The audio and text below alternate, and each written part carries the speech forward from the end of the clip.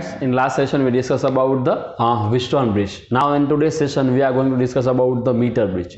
Meter bridge is nothing, it is an application of a Wheatstone bridge. Okay, we apply the same concept here, and the use of meter bridge. Why we are discuss about this meter bridge?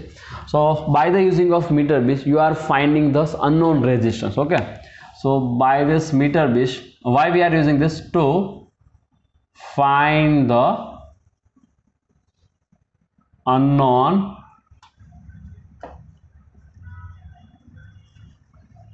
resistance. Okay, so that is the application of it. Okay, so this is one setup of a meter bridge. So if you are see the actually meter bridge, then that's like this.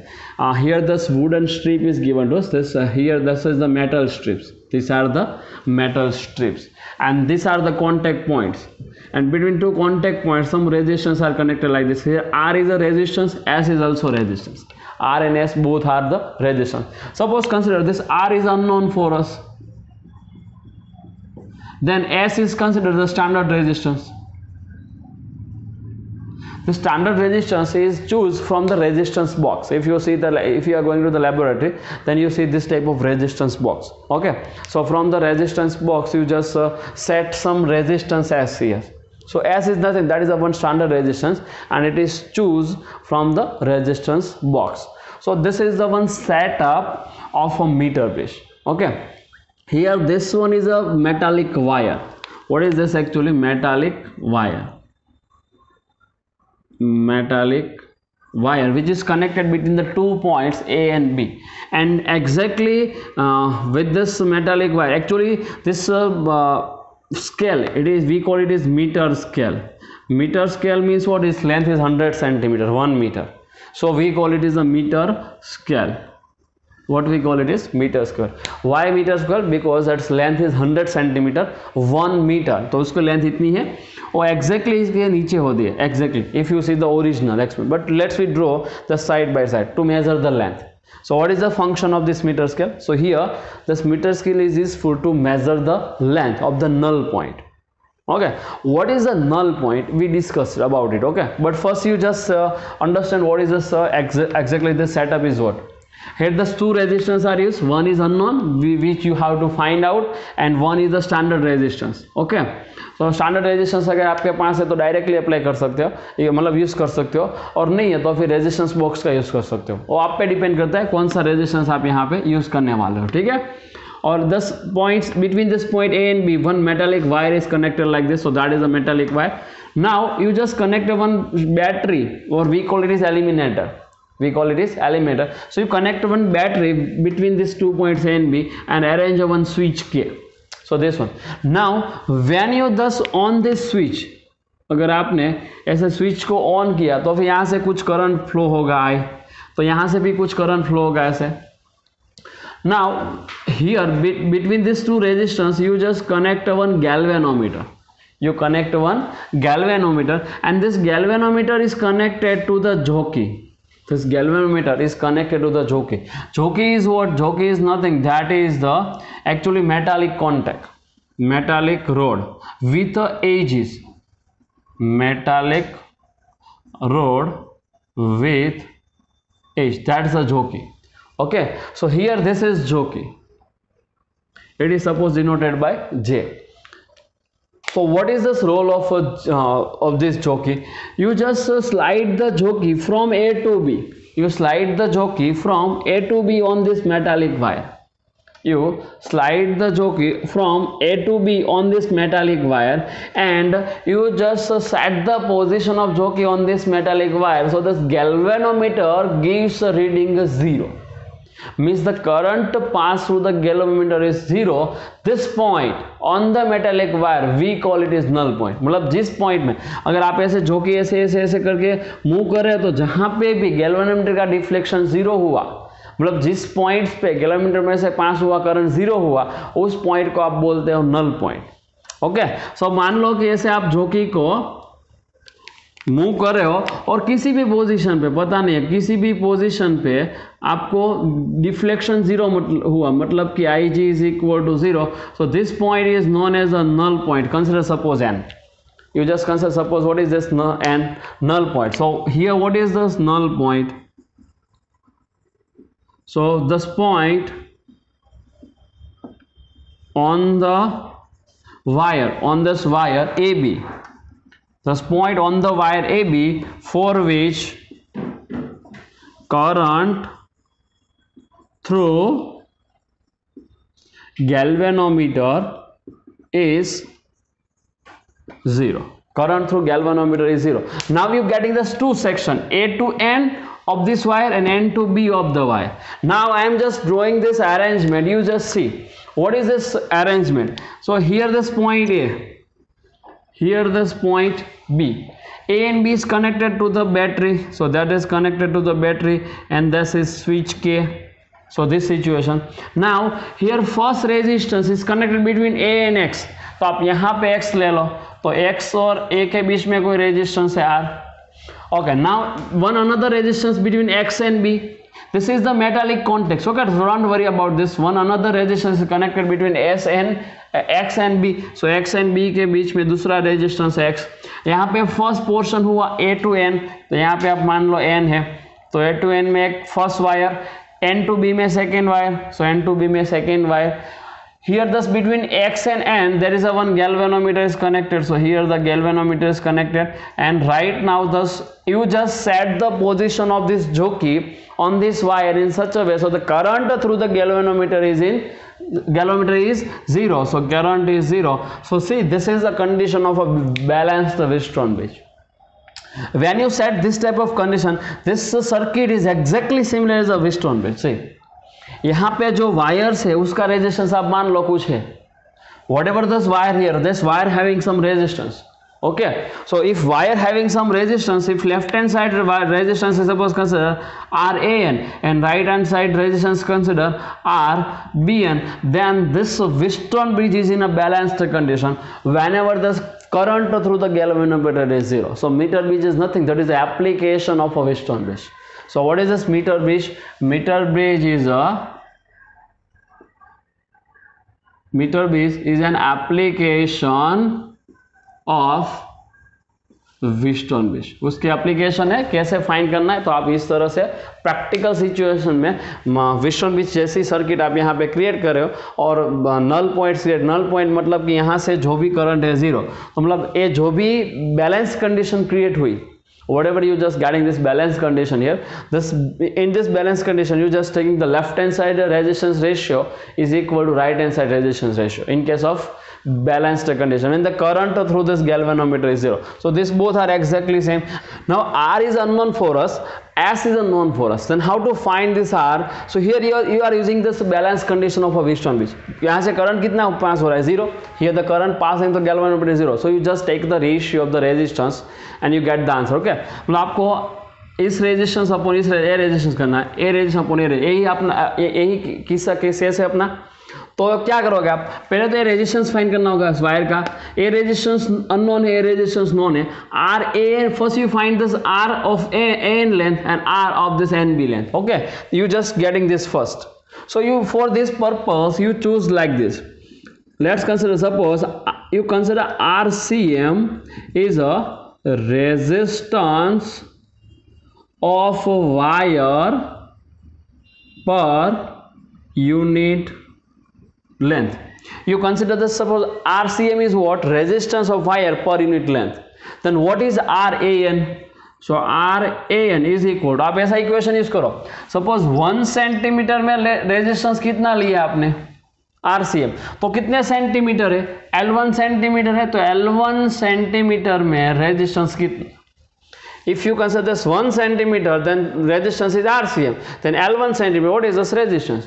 So RAN means what? RCM into length of AN. What is the length of AN? L1, so into L1. Similarly, what is RBN? So it is equal to RCM into length of BN. What is length of BN? 100 minus L1.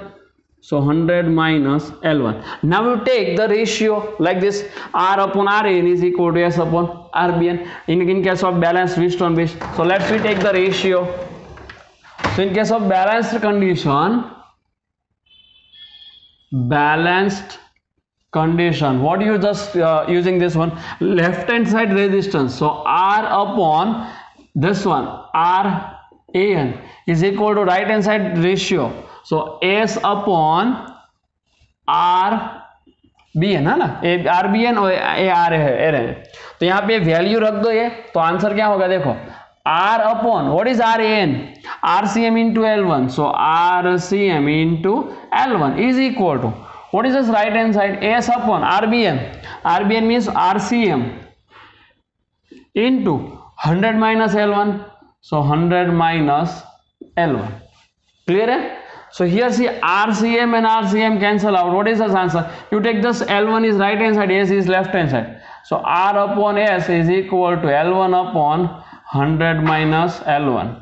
So in this experiment, you what you get this? You just take the ratio of these two resistance, then you get this one. The left hand side length is equal to left hand side length upon right hand side length. So here that is our experimental equation. Whenever you solve the problem which is based on the meter base, then you just taking the ratio of the resistance is equal to ratio of the length. Here L1 is what? L1 is a null point length. L1 is what? Null point length. Okay, तो इस तरह से आप find कर सकते हो. तो in this experiment, this null point length is measured on the scale. मतलब जहाँ पे भी null points आता है और उसकी लेंथ इस पे फाइंड कर लो. किस पे? इस मीटर स्केल पे. मीटर स्केल पे आप लेंथ फाइंड कर लो तो आपका आंसर हो जाएगा. मतलब ए तो नॉन है और ए आप एक्सपेरिमेंटली फाइंड कर सकते हो. When you just find this length L1 and when you measure the length L1 and L2, when galvanometer shows zero current pass through it, मतलब galvanometer deflection is zero. जब भी galvanometer deflection zero होता है तब आपको ये null points length find करनी है. ओके, सो आप जोगी को ऐसे स्टार्ट करो और नल पॉइंट्स पे स्टॉप करके उसकी लेंथ फाइंड करके इस इक्वेशन में रख दो, आपका आंसर आर मिल जाएगा. ठीक है, so that is this equation. Now here whatever you just measuring this everything, you get some error in a resistance. To अगर आपको ये मिनिमम रेजिस्टेंस की एरर चाहिए तो क्या करना होगा? To minimize the error, to minimize the error in measurement of R. अगर आपके R के मेजरमेंट में एरर मिनिमाइज करनी है तो फिर आप इस लेंथ को इस तरह से सेट करो कि null point length midpoint पे होनी चाहिए. Okay, then you set the null point at midpoint of wire. मतलब आपको नल पॉइंट कहां पे सेट करना होगा? Midpoint. अगर आपको एरर मिनिमम चाहिए तो आप एस की वैल्यू कुछ ऐसी चूज करो रेजिस्टेंस बॉक्स में से या फिर स्टैंडर्ड रेजिस्टेंस के, जिससे ए नल पॉइंट के साथ मिड पॉइंट पे, तो फिर इसमें जो एरर है वो मिनिमाइज होगी. ठीक है, कभी कभी ऐसा क्वेश्चन आता है तो आपको डायरेक्टली इससे आंसर लिखना है कि ये हाफ होना चाहिए. मतलब अगर ये वायर की लेंथ 80 सेंटीमीटर है तो हाफ मिड पॉइंट मतलब व्हाट, आपको ये 40 सेंटीमीटर पे सेट करना है. ऐसा नहीं बोला कि यही होना चाहिए, ऐसा बोलो कि आपको आप अगर ये सेट करते हो तो फिर आर के मेजरमेंट में मिनिमम एरर आते हैं. ठीक है, तो पूरा टॉपिक से आप नोट कर लो और ये इक्वेशन आपको याद रखना है कि रेजिस्टेंस का ratio is equal to length का रेशियो. ठीक है, नोट करो. चलो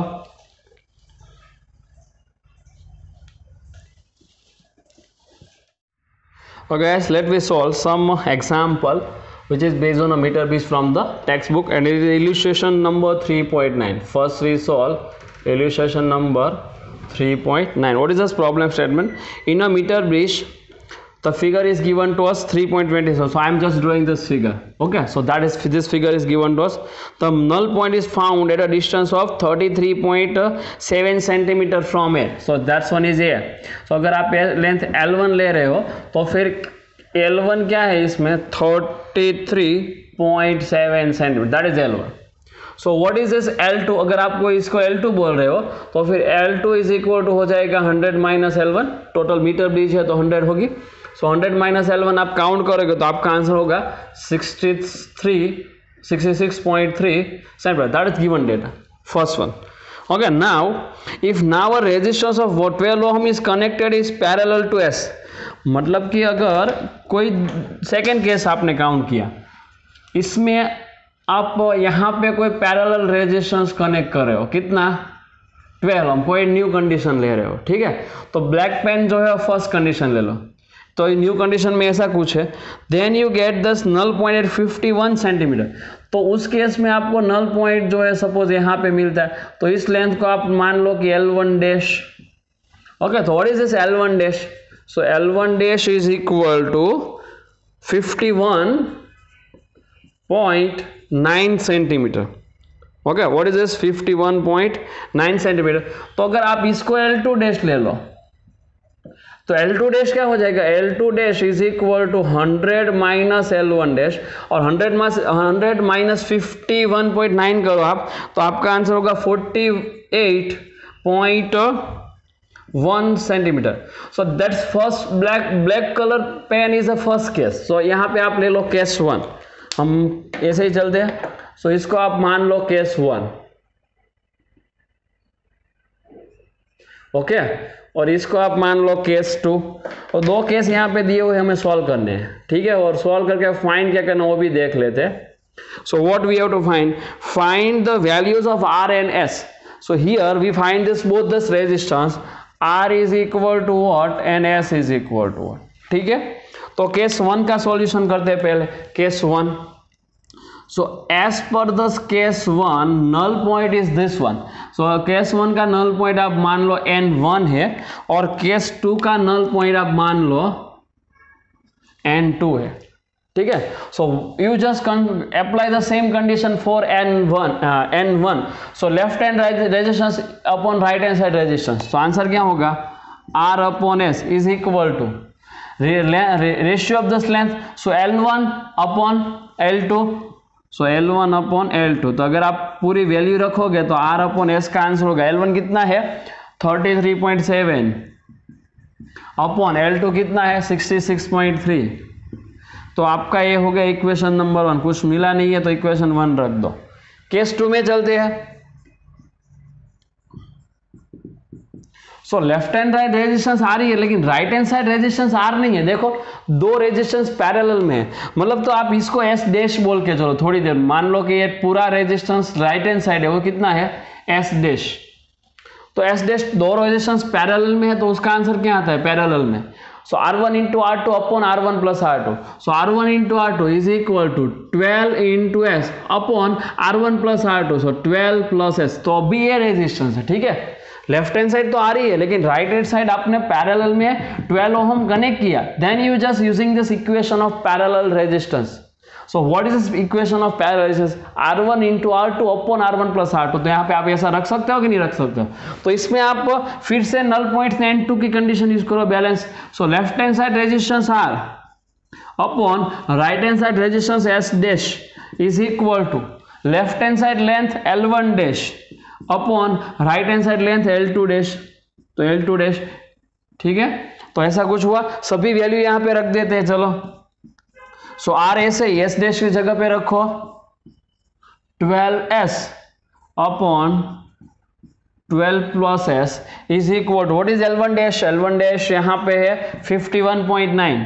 सो 51.9 अपॉन L2 डैश है 41.8। सो 48.1 ऐसा कुछ है।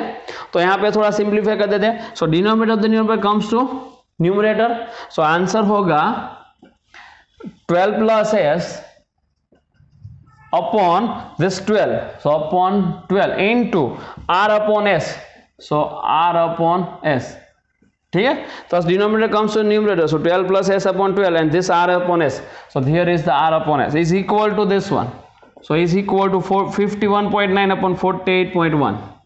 58.9 upon 48.1, 48.1, ठीक है। Now you just see the equation number 1. R upon S is a non-value, this one. So from equation 1, what do you get from the equation 1? 12 plus S upon 12 into R upon S is replaced by 33.7 upon 66.3. So 33.7 upon 66.3 is equal to 58.9 upon 48.1। ऐसा कुछ होगा। देखो इसमें unknown resistance कौन सा है? Only S। Here you have only one unknown resistance that is S. So इसमें पहले आप एस फाइंड कर लो, इसका सिंप्लीफाई करके. So calculation is in homework. Okay, और एस की वैल्यू आप इक्वेशन 1 में रख दो, आर मिल जाएगा. So from equation 1 you get the r. so that's calculation is again in a homework. ठीक है, तो दोनों ही कैलकुलेशन आपको होमवर्क में कर लेने, और आपका आंसर टेक्स्ट बुक में दिया हुआ, आप अपना आंसर उसमें टेक्स्ट बुक में से कंपेयर कर लेना. सो that is the situation and you just getting this answer by this way. So note करो एग्जांपल को. Okay, next example from the textbook exercise, example number 3.10, and here the three problems are given to us. We solve one by one. Okay, so first problem, in a meter bridge, this type of meter bridge, x and y resistance and everything is given to us. The balance point is found to be length at 39.5 cm from A. So A से null point कितने पे मिलता है? 39.5. so इसको आप मान लो कि L1 है. You just consider what is this? L1. Now when the resistor Y is equal to 12.5 ohm, determine the X. मतलब अगर Y रेजिस्टेंस 12.5 ohm है तो X का वैल्यू क्या होनी चाहिए? मतलब you just find this value of X. So if you just set this null point, then it means what? The current through galvanometer is 0. So use the meter bridge ratio. So in a balanced condition, you take a ratio of resistance. So X upon y is equal to ratio of length. आप इस length को L2 मान लो, तो L1 upon L2. तो यहाँ पे L2 क्या होगा? L1 ये है, तो L2 is equal to 100 minus L1. तो यहाँ पे वैल्यू पुट करो 39.5 अपॉन 100 माइनस 39.5. सो आप कैलकुलेशन कर लेना. ठीक है, तो y नॉन है तो आप इससे कैलकुलेट करके x फाइंड कर लो. तो x is equal to in ohm. So this calculation is in homework. Now the problem is not complete here. Wire this connection between this resistors in a Wheatstone bridge or meter bridge made by a thick copper strip. मैंने बोला था यहाँ पे एक metal की strip होती है. यहाँ पे क्या होता है? मेटल की स्ट्रिप. मैंने ओरिजिनल जो पहले डायग्राम बनाया था उसमें तो स्ट्रिप जैसा ही दिखा था.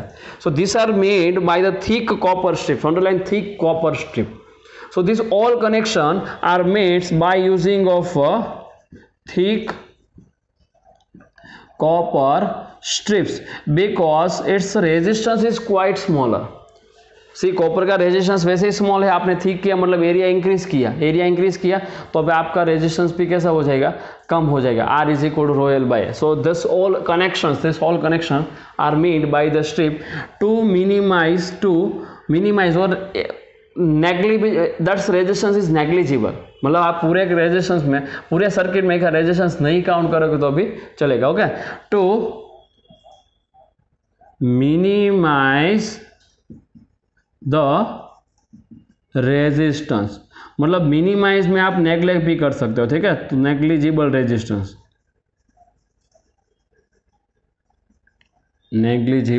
Resistance. Okay, so first problem note करो, उसके बाद सेकंड देखते हैं. Okay, now second problem is what? Determine the balance point of the bridge above in this one if x and y are interchanged. अगर आप यहाँ पे x and y को इंटरचेंज करो, मतलब x and y को इंटरचेंज किया तो फिर नल पॉइंट कहाँ पे मिलेगा? मतलब आपने सर्किट कुछ ऐसी बनाई. देखो ये ओरिजिनल थी. ओके, केस 1 की. Now we solve this case 2. So you just interchange is x and y. So remaining is as it is. a b battery, A की को ज्वाइन किया, यहाँ पे भी की को ज्वाइन किया. ये सब कुछ ऐसे ही है, सिर्फ आपने क्या किया? यहाँ पे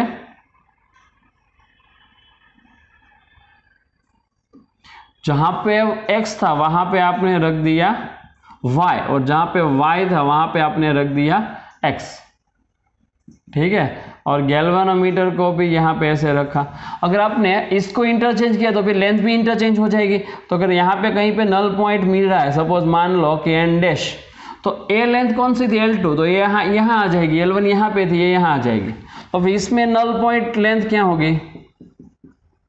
नल पॉइंट लेंथ इसमें आ जाएगी L2 मीन्स 100 माइनस L1. तो फिर 100 माइनस L1 तो गिवन है, तो L1 क्या थी? 39.5. सो यहाँ पे रख दो 39.5. ये आपका आंसर हो गया. ठीक है, तो सेकेंड प्रॉब्लम नोट करो, उसके बाद थर्ड प्रॉब्लम देखते हैं.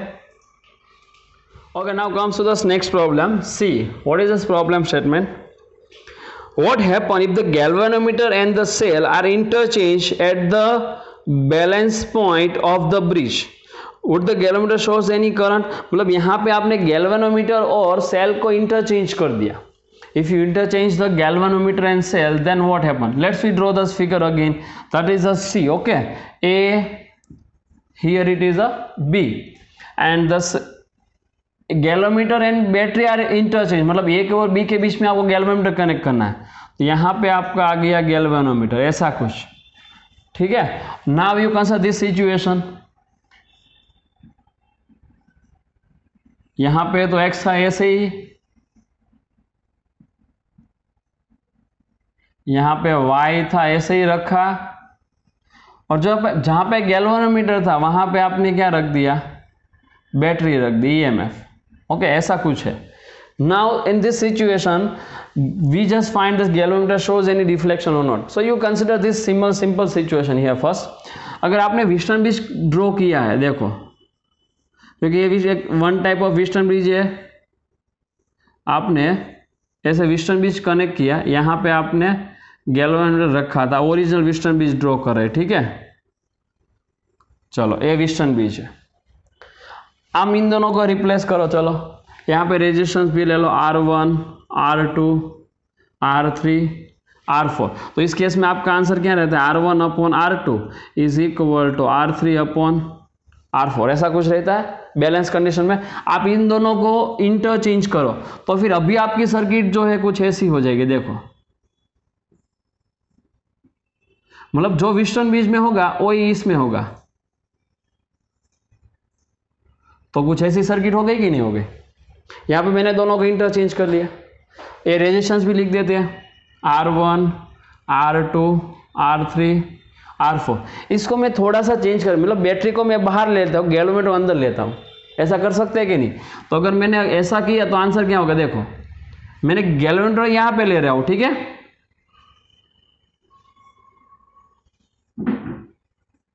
तो ये दो पॉइंट्स के बीच में गैल्वेनोमीटर, तो यहाँ पे मैंने लिया galvanometer R1, R2, R3, R4. Battery कहाँ पे, इन दो पॉइंट्स के बीच में है, तो यहाँ पे मैंने ली बैटरी. ऐसा कुछ हुआ. देखो, अगर ए बैलेंस कंडीशन में है तो यहाँ पे आंसर कैसा आता है, गैल्वेनोमीटर के लेफ्ट हैंड साइड का ratio is equal to right hand side का रेशियो.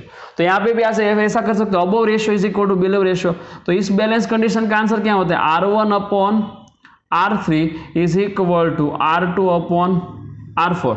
लेकिन ये दोनों तो सेम ही है. देखो, अगर आप गैल्वेनोमीटर बैटरी यहाँ पे रखते हो या फिर ऐसे रखते हो, बैलेंस कंडीशन तो दोनों केस में सेम ही आती है. मतलब कि if you interchange the battery and the galvanometer, your Wheatstone bridge in the same condition. अगर आप गैल्वेनोमीटर बैटरी को ऐसे रखते हो या फिर ऐसे रखते हो, दोनों केस में बैलेंस कंडीशन सेम ही रहती है. देखो, यहाँ पे R1 अपॉन R2, इसको सिर्फ थोड़ा सिंप्लीफाई करो तो सेम ही आंसर रहेगा. R2 को यहाँ लेके आओ, R3 को यहाँ लेके आओ, तो R1 upon R2 is equal to क्या हो गया, R3 अपॉन R4. देखो, so if you interchange the battery and the galvanometer in a Wheatstone bridge, your answer does not change. So here we just write this answer. Here in this situation, the current through galvanometer is 0. It means in this situation, current through galvanometer is again 0. So here we write down this answer, Ig is equal to 0 after interchanging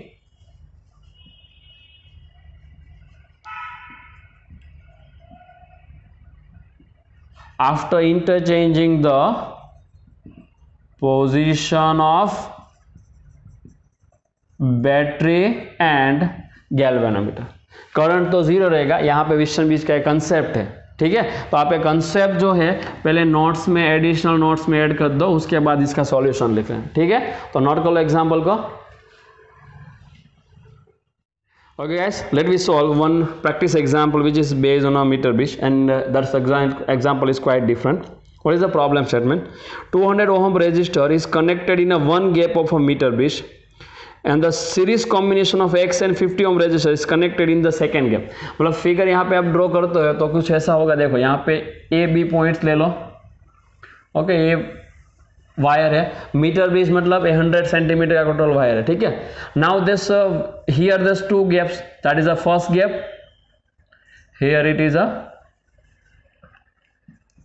second gap, ऐसे दो gaps है, इन दो gap में हम resistance रख रहे हैं। तो फर्स्ट गैप में कितना रेजिस्टेंस कनेक्ट किया है, सपोज मान लो R is equal to 200 ohm, so this one is, this problem statement is given to us, figure is not given to us, okay, so we just try to draw it. Now in the second gap the series combination is connected of x ohm and 50 ohm, मतलब यहाँ पे दो resistance रखे हुए हैं series connection में। तो first resistance है 50 ओम, सेकेंड रेजिस्टेंस है x ohm, so this type of situation is given to us, okay. Now this is connected to battery and the key, ये तो स्टैंडर्ड कनेक्शन है, तो ऐसे आपने सपोज कनेक्ट किया। Now what you have here, the unknown resistance x ohm is kept in a heat bath at certain temperature, मतलब कि ये रेजिस्टेंस है दूसरा, उसको ऐसे ही रखा कुछ, मतलब कुछ ऐसे रखा है हीट बाथ में, ठीक है, x ओम को हीट बाथ में रखा है, उसका टेम्परेचर मान लो कि T है, एट T डिग्री सेल्सियस, कितना रखा है T degree Celsius. Now this second one is T degree Celsius. Now calculate the unknown resistance and its temperature if the balance point is obtained at 50 centimetre, मतलब अगर आपने यहाँ पे galvanometer connect किया यहाँ पे, okay, then you get the null point here at 50 centimeter, so left hand side 50 centimeter, right hand side 50 centimeter, total length of the wire is in a meter base 100 centimeter, so L1 and L2 both are same, so we have to calculate these two things, this x is equal to what and the temperature is equal to what, यहाँ पे दो मतलब temperature भी find करना है, metre बीच के use से हमें टेम्परेचर फाइंड करना है।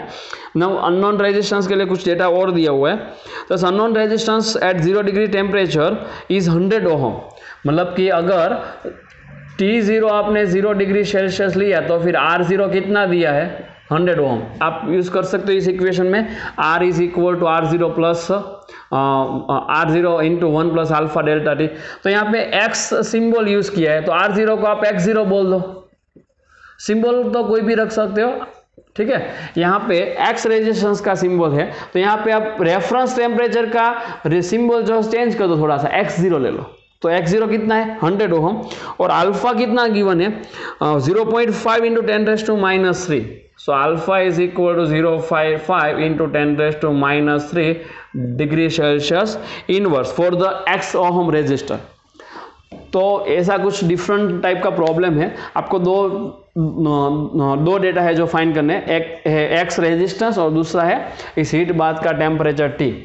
सो how to get this answer, so initially तो पहले आप एक बैलेंस कंडीशन नल पॉइंट है, मतलब यहाँ से कितना करंट जाने वाला है 0, so what you have to write in case of balanced condition, so write down balanced condition के लिए left hand side resistance upon right hand side resistance is equal to left hand side length upon right hand side length, so यहाँ पे कितना resistance है 200 upon right hand side कितना, series में total कितना होता है 50 प्लस x होता है, सीरीज में टोटल रेजिस्टेंस होता है 50 plus x is equal to left hand side length is equal to right upon right hand side length, so L1 upon L2 दोनों ही सेम है, तो कितना आ जाएगा 1, तो मतलब इसका आप कैलकुलेशन करो तो 200 इज इक्वल टू होगा 50 प्लस x, तो x का आंसर हो गया 150 ओहम, तो x तो मिल गया, तो पहला case solve. Now second temperature, तो x का टेम्परेचर के फॉर्म में इक्वेशन आप लिखो, सो what is the resistance which is depends on temperature, so equation of resistance, तो आप जनरली कैसा इक्वेशन लिखते हो R is equal to R0 into 1 plus alpha delta T, कुछ ऐसा इक्वेशन है ना। सो यहाँ पे आप थोड़ा सा इसमें करेक्शन कर दो, चलो, so what you have to done this correction here, this R is replaced by x, क्योंकि यहाँ पे सिंबल x है, और R0 is replaced by x0, okay, so everything is given to us, put the all value, so 150 is equal to x0 कितना है x0 यहाँ पे 100, सो 100 इन ब्रैकेट 1 प्लस अल्फा कितना है 0.5 into 10⁻³ 0.5 into 10⁻³ delta T find करना है, और T0 तो 0 है, तो मतलब टी यहाँ पे रख दो -0। यहाँ पे देखो इस इक्वेशन में टी अननोन है, बाकी सब नॉन डेटा है। तो मतलब आप अगर टी फाइंड करोगे तो इसमें टी का आंसर आपका मिल जाएगा आपको 100 डिग्री सेल्सियस। अगर आपने पूरा काउंट किया तो टी का आंसर होगा 100 डिग्री सेल्सियस। ठीक है, तो आपको होमवर्क में करना है कैलकुलेशन आप जब करोगे तो आपका आंसर ये रहेगा। ठीक है, तो पूरा एग्जाम्पल काफ़ी डिफरेंट है और आपको ये प्रॉब्लम अच्छी तरह से समझना है। मतलब यहाँ पे मीटर ब्रिज और टेम्परेचर डिपेंडेंसी का कुछ कॉम्बिनेशन किया है, तो काफ़ी डिफरेंट प्रॉब्लम है। आप अपनी बुक्स में अच्छी तरह से नोट कर लो और कैलकुलेशन भी होमवर्क में करना है। ठीक है।